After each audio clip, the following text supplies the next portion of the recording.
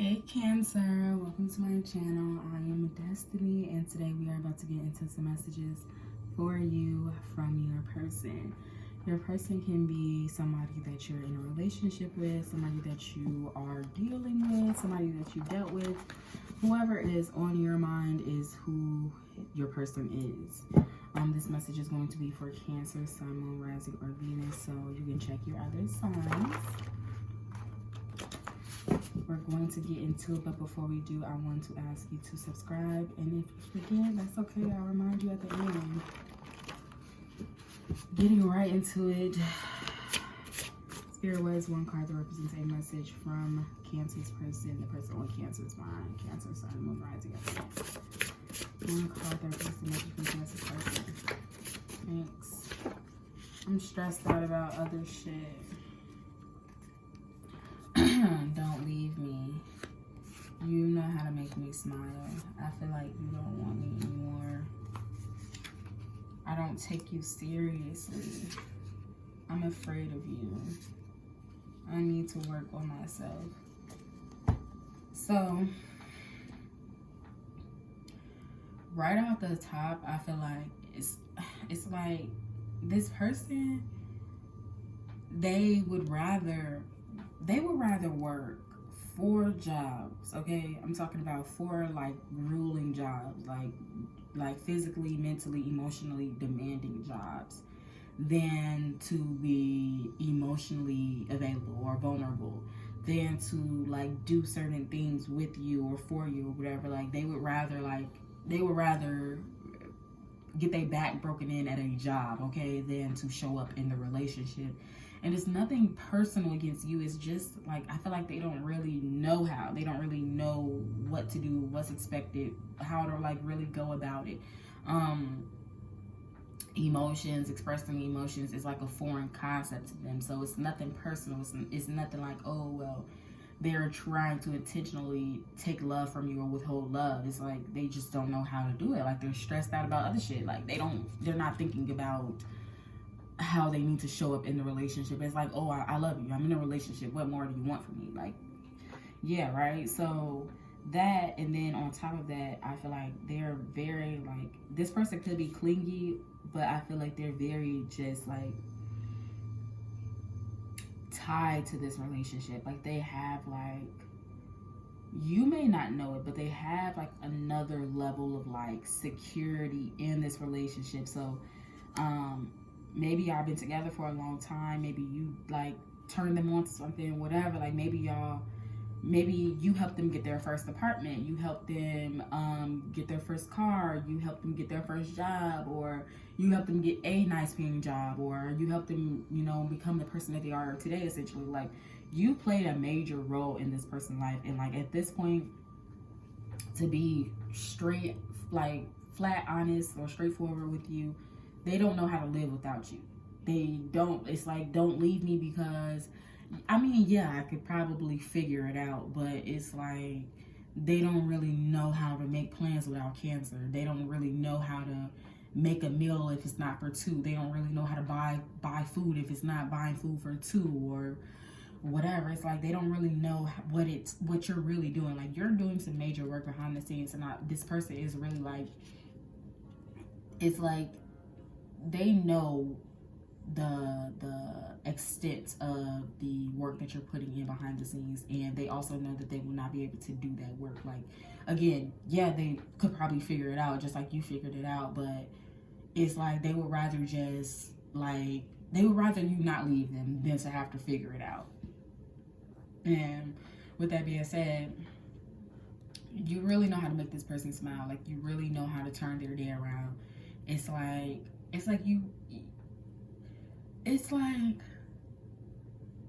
they could smile all day long, but the way you make them smile is a totally different kind of smile. It's not that like they're finding their happiness in you.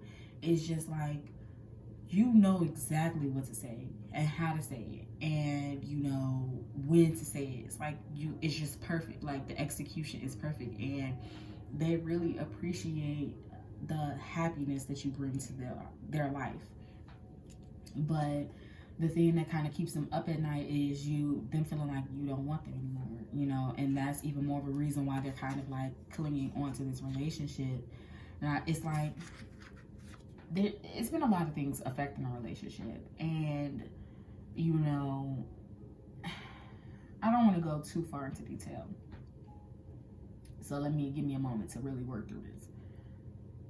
It's like, you know how I was saying earlier about how they would rather work a job than to express their emotions. So that lack of emotional availability has made it difficult for the relationship to really progress.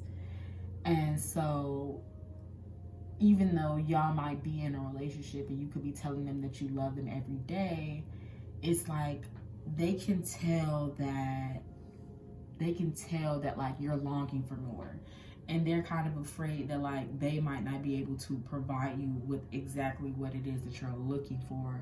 And so some of the people that you're with could even jump to like breaking up with you or trying to break up with you or saying like, oh, are you sure you want to do this, because of their insecurities. It's like they don't want you to break up with them first.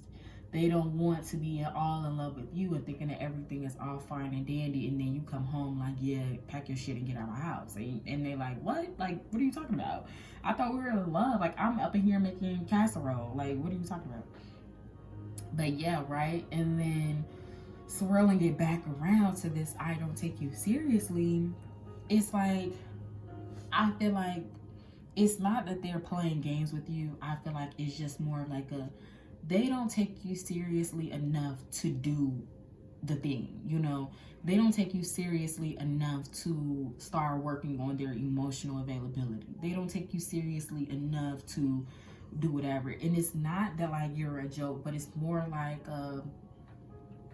it's like you're not perfect. Like, so this is, please forgive me if you get offended by this, but this is like the best way I can kind of put it.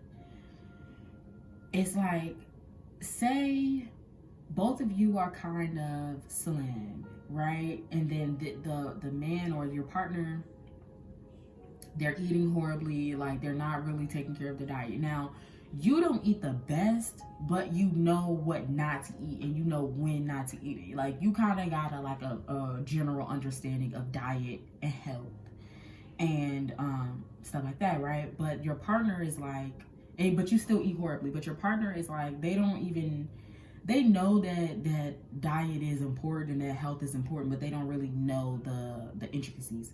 So they're just like eating all willy-nilly, and it's like I said, they know that like they should be kind of looking into their diet, but it's like whatever. And so for them, they're not really focused on getting into their diet because they're like, okay, well, you know the importance of diet and health, and you still don't eat as healthy as you should, so why should I listen to you? Like, why should I get healthy if you're not getting healthy? Why should I start taking my health more seriously if you're not doing it, you know? And you are the one with the knowledge.